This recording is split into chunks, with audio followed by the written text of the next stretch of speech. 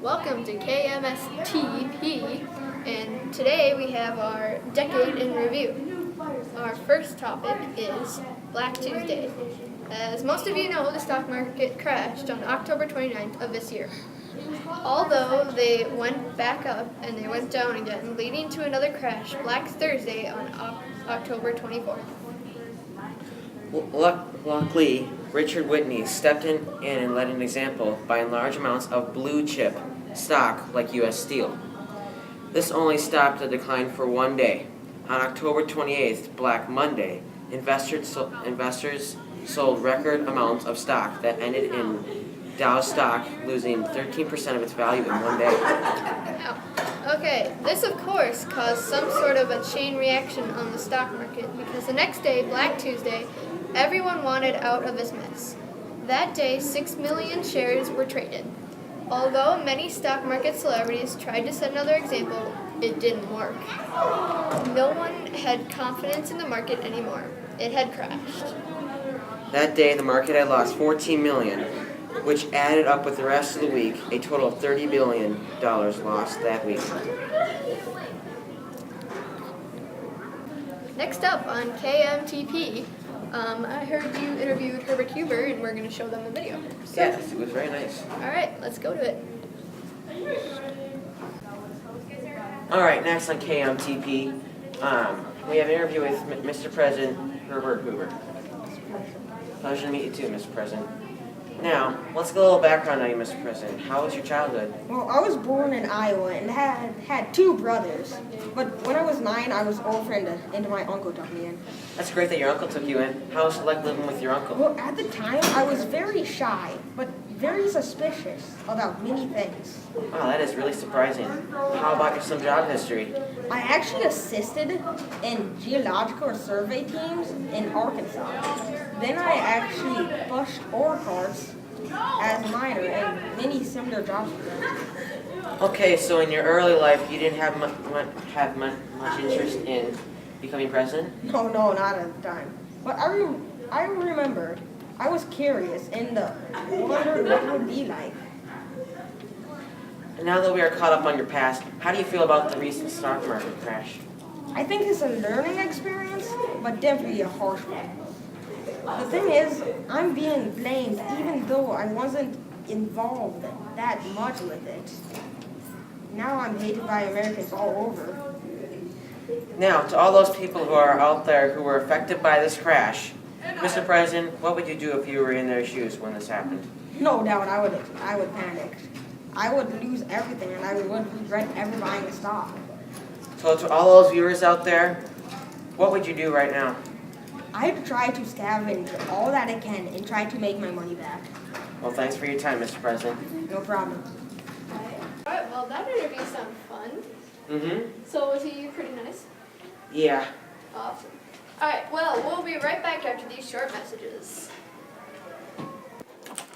Introducing the new camera. Down here in Science Discoveries, we've learned how to capture a tick in time. This simple machine, when you press the button, captures that moment. They are available at any general store for only $50. For a new invention, this is very cheap. So, go down to your nearest general store and get one. And we're back at KMTP. All right, our next story, Reconstruction Finance Corporation. It's an independent agency of the United States government during the administration of Herbert Huber in 1932. It was set up in 1932. Its goal to give emergency loans to banks that were endangered of failing.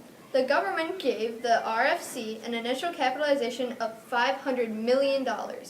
It is entrusted to the agency that gave $2 billion in aid to state and local government that made survival loans to banks, railroads, mortgage associations, and other businesses. This played a major role in handling the Great Depression in the United States and setting up relief programs. Yeah, that's really interesting. Now, the so-called bonus army is the certificates of World War I veterans that were redeemable in 1945 for $1,000 because many had lost their jobs. Of course, they did ask for certificates to be redeemed early. They set out for the nation's capital to protest. Wow. All right, so we're going to go to our reporter, Matthew Mbistram, to talk about the National Industrial Recovery Act. The National Industrial Recovery Act was enacted by Congress in June 1933. The NIRA sanctioned, supported, and enforced all an alliance of industries. The act required companies to write codes of fair competition. It also called for industrial self-regulation. Back to you. Thank you, Matthew. And we'll be right back after these short messages. Introducing Finding His Voice, new movie coming soon to your theaters. New character, Talkie.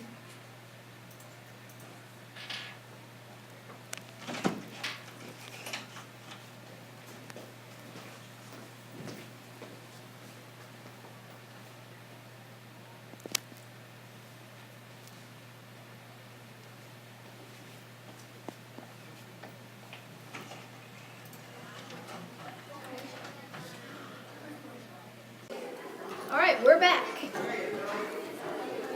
So now I will talk about fireside chats. President Franklin Delano Roosevelt gives speeches but never really speaks outside the White House. He speaks in a microphone-covered desk in the White House, thus called the fireside chats. He uses stable examples and analogies in the chats so America can understand him. He's so good at this because he would greet everyone in his nighttime chat with "my friends," and referred to himself as "I" and the American listeners as "you," as if he was talking to them direct and personal. With the Depression and war, the fireside chats boosted the public's confidence in him.